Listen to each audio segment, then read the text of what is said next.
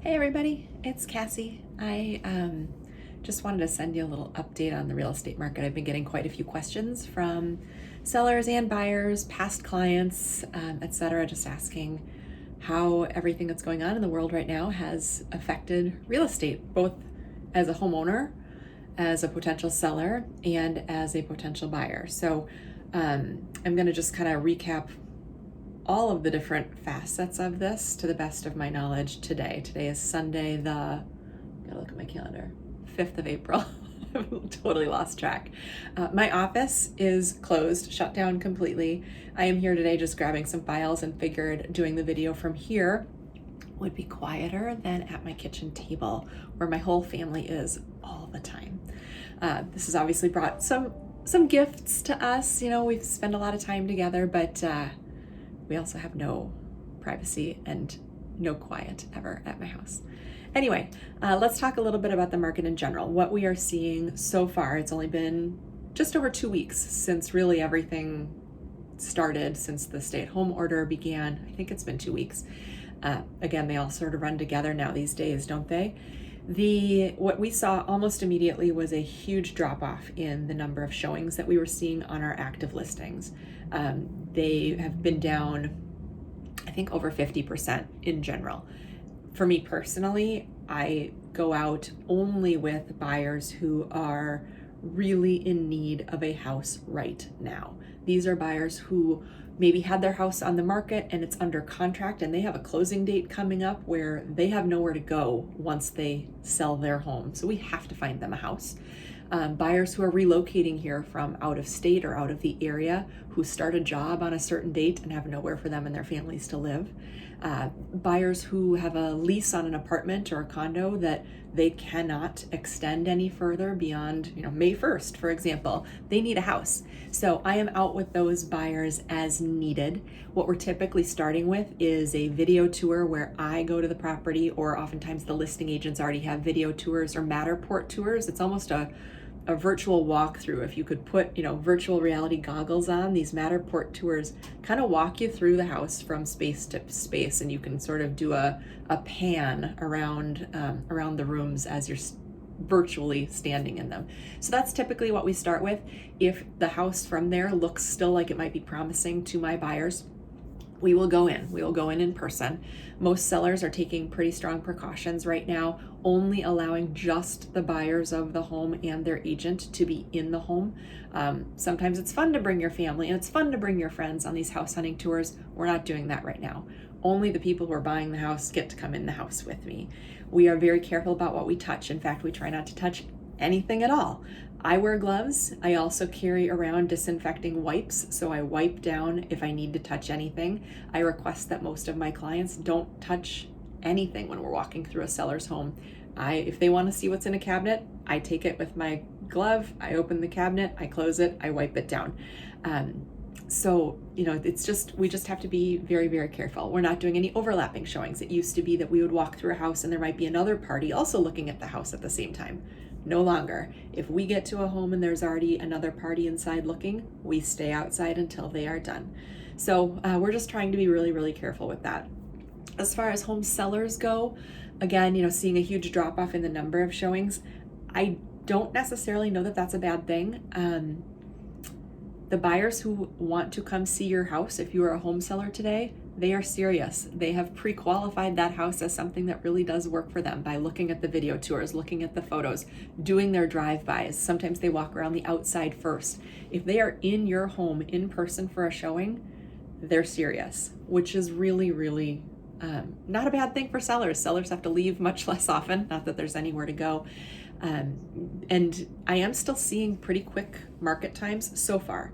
Now, I don't know what's going to happen if this continues. If we go a few months like this, I think we're going to see a rebound in buyer activity and overall showing activity pretty quickly. Obviously, if this drags out and the economy continues to be depressed, I think financially speaking, the real estate market will likely take a hit. I'm just not seeing it yet. The life cycle of a real estate transaction, usually from the time the house goes on the market to the time it sells and then gets a closing date, it's a good 60 to 90 days in the market where I tend to work, in the price points where I work. So we just aren't seeing the impact, given that the real impact of COVID hit us here in the Twin Cities 2 weeks ago with the stay home order. I just haven't seen a huge impact yet. But again, if this goes 90 days, even longer, I think we're going to probably see an impact. I don't think we're going to see a bubble. Most of the real estate experts out there who have been advising us are saying that they don't think we'll see a bubble for a handful of reasons. A couple things that are very different than they were back in 2008 when we had the bubble that burst and threw us all into turmoil. The couple big pieces are our current inventory. Back in 2008, there were a lot of houses on the market, too many houses on the market with not enough buyers. Right now, we still very much have not enough inventory. And my thought is that if the inventory stays low like this, which it's going to, and it's probably going to even get lower, spurned by sellers who, spurred, whatever the word is, driven by sellers who are fearful to put their houses on the market in the current environment. So I think more sellers might wait to put their houses on the market. What that's going to do, of course, is further depress our inventory. And I believe personally that could offset any of the potential price dips that we would normally see when something like this happens. If there are still buyers out there who have to buy, as mentioned in the beginning of my video here, and there are still buyers that have to buy, if suddenly instead of having 3 houses to choose from, they all only have 1 to choose from because sellers aren't putting their houses on the market, the pricing is not going to go down for that one house. The pricing is going to stay the same, if not maybe even be driven upward by the buyer demand. So that's one piece that's a little different than it was back in 2008. We just still have no inventory. So the bubble piece of this bursting, I don't know whether or not that's going to be something that's really going to happen.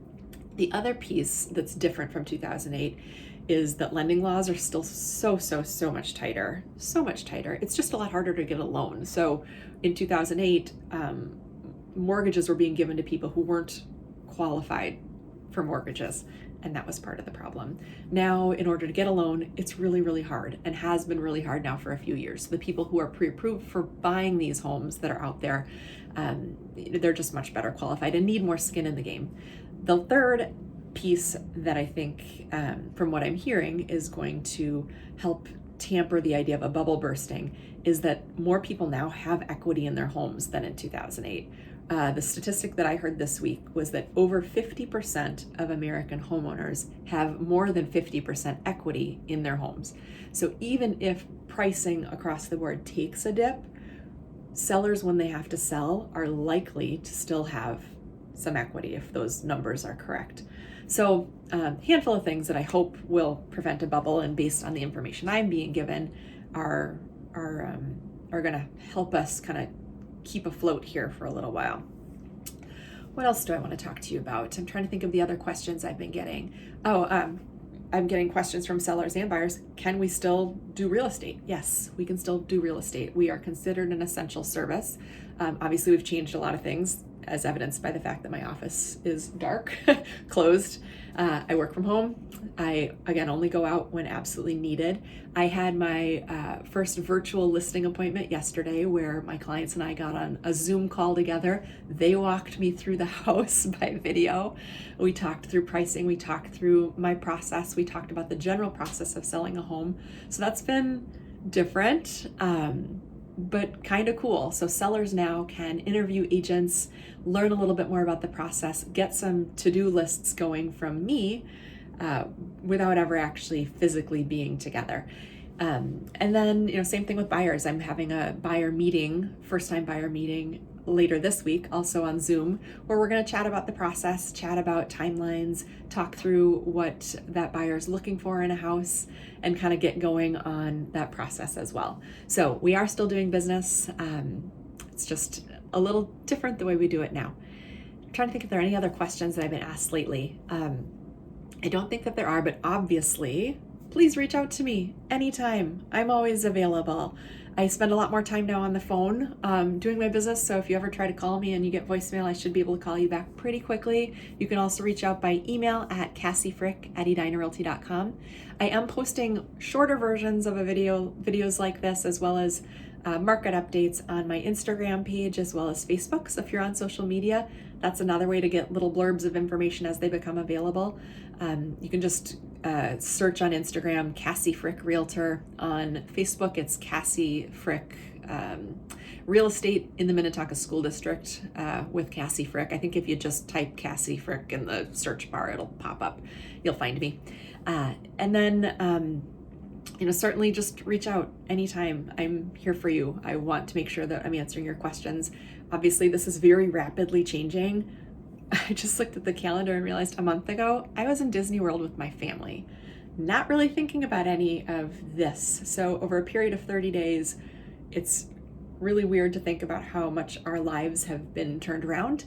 And a month from now, it could look obviously very different again. So things are rapidly changing. I'll try to do my best to keep you updated. I hope you are all staying safe. I hope your families are healthy. And please connect with me if there's anything that I can do. Thanks again.